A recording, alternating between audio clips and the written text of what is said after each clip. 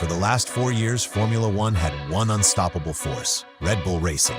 Race after race, season after season, total domination. But now the man who designed that dominance has left, and the car he just built at Aston Martin is so extreme that engineers across the grid are studying it like a secret weapon. This isn't copying, this isn't coincidence, this is 45 years of aerodynamic genius reaching its most radical form in Aston Martin AMR26. And today, we're breaking down exactly how. Adrian Newey has won 26 world championships across 3 different teams. No other designer in Formula One history is even in the same conversation.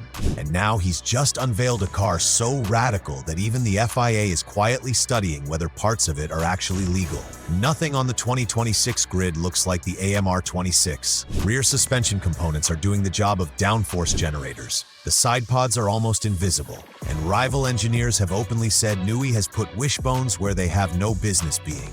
Today, I'm going to show you how Newey's Red Bull philosophy, built over decades, has evolved into the most extreme Formula One car of this new era, and why this could either change the sport again or become the boldest gamble modern F1 has ever seen. Welcome back to We Are Racing. This channel isn't about headlines. It's about understanding how championships are actually built. If you love deep technical breakdowns and real motorsport storytelling, you're in the right place. Now let's get straight into why the AMR26 is the next evolution of the thinking that dominated Formula One for more than a decade. Red Bull didn't dominate because of raw power. They dominated because Adrian Newey solved something nobody else could: how to consistently control airflow to the rear of the car. Every championship Red Bull shared the same foundation. The suspension wasn't just mechanical, the side pods weren't just cooling, and the underfloor wasn't just there for stability. Everything was designed to feed the diffuser perfectly. While other teams chased bigger wings, Red Bull chased efficiency. So when the AMR26 rolled out, engineers didn't stare at the front wing. They stared at the rear suspension because instantly they recognized the logic. This wasn't a fresh idea. This was Newey's winning DNA evolving again. Back in 2021, Newey completely rethought rear suspension design. Instead of keeping the upper wishbones low, he mounted them high, directly into the rear wing structure. Not for strength, for airflow. That one change opened huge channels of clean air toward the diffuser. The suspension arms themselves began working like aerodynamic surfaces, and together, they created what was effectively a beam wing built into the car. The result was a rear end that stayed planted in fast corners. Drivers could attack without that sudden snap of oversteer everyone. That stability was lap time. Now look at the AMR26. Same principle, but taken even further. The wishbones sit incredibly high, tied straight into the wing pylons. Air flows almost unobstructed into the diffuser. The underfloor gets more energy, and downforce increases without adding drag. But there's a price. The higher everything sits, the higher the structural loads become. The setup window tightens, and if airflow breaks even slightly, grip doesn't fade. It vanishes. This car doesn't forgive mistakes. It rewards precision, which is exactly how Newey has always designed. Newey has never believed wings win titles. Floors do. Red Bull shaped their entire car to serve the underbody. Deep side pod undercuts pulled air downward. Floor edges created sealing vortices, and the diffuser was always fed with clean, high-energy airflow. That's why Red Bull dominated medium and high-speed corners year after year. Drivers could push relentlessly without cooking the tires. AMR26 takes that same logic and sharpens it. The side pods now force air downward aggressively, almost like a funnel aimed straight at the rear floor. Then you add the diffuser cutout. More airflow paths open, speed increases through the diffuser, and suction under the car rises dramatically. This is Aston Martin recovering downforce the regulations tried to remove. Same Newey thinking, just adapted to a new era. Here's something you might have missed. Smaller cars are faster cars. Newey has obsessed over compact packaging his entire career. Red Bull compressed everything.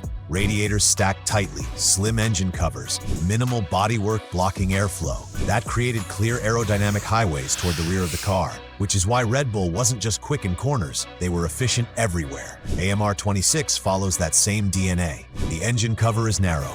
The rear bodywork pinches aggressively into a tight Coke bottle shape. Cooling is stacked tightly inside. It all exists to speed airflow toward the diffuser. It doesn't look dramatic, but it wins lap time. Early ground effect cars relied on deep tunnels. They produced huge downforce and massive porpoising. So the FIA simplified the floors. Downforce dropped. Teams had to get creative. The diffuser cutout was the solution. Opening sections of the diffuser wall speeds up airflow. Pressure drops. Downforce rises. But the bigger benefit is stability. The airflow stays attached longer. Grip becomes consistent. Red Bull mastered this. AMR26 now stacks it with the high-mounted suspension, opening even more airflow channels. Multiple advantages working together. That's why engineers are obsessed with this design. It's attacking the same problem from several angles at once. This is not a safe concept. The AMR26 demands precision. Ride height must be perfect. Suspension stiffness has to be exact. Airflow must remain stable everywhere. If it doesn't, the diffuser stalls, rear grip snaps, tires overheat, drivers lose confidence instantly. There's no gradual warning, it just goes. This is high-reward engineering and high risk. Newey has done this before. In 1992, his Williams FW14B dominated so hard the FIA banned active suspension and traction control. At McLaren, his MP420 was arguably the fastest car of 2005, lost only to reliability. At Red Bull, exhaust-blown diffusers forced regulation changes. Flexible wings triggered stricter tests.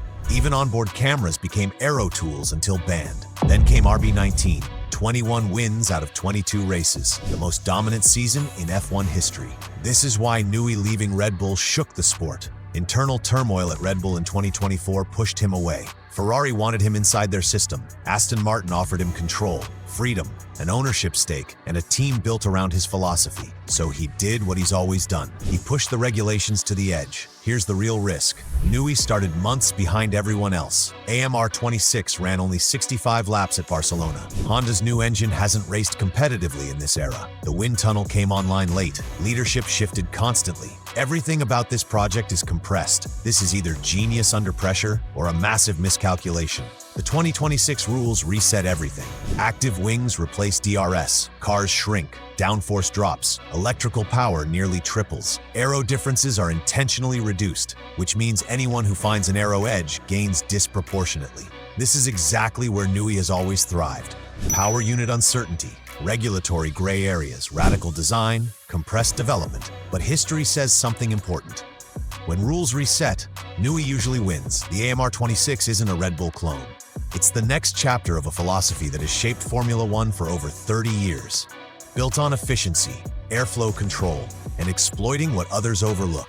Whether this becomes the next dominant era or the boldest gamble in modern F1 comes down to one question. Has Adrian Newey read the 2026 regulations better than everyone else again? Because if history tells us anything, the answer is usually yes. So what do you think? Is the AMR26 Newey's next masterpiece or his biggest risk yet? Let's talk in the comments. And stay with We Are Racing, because the real battles in Formula One start long before the lights go out.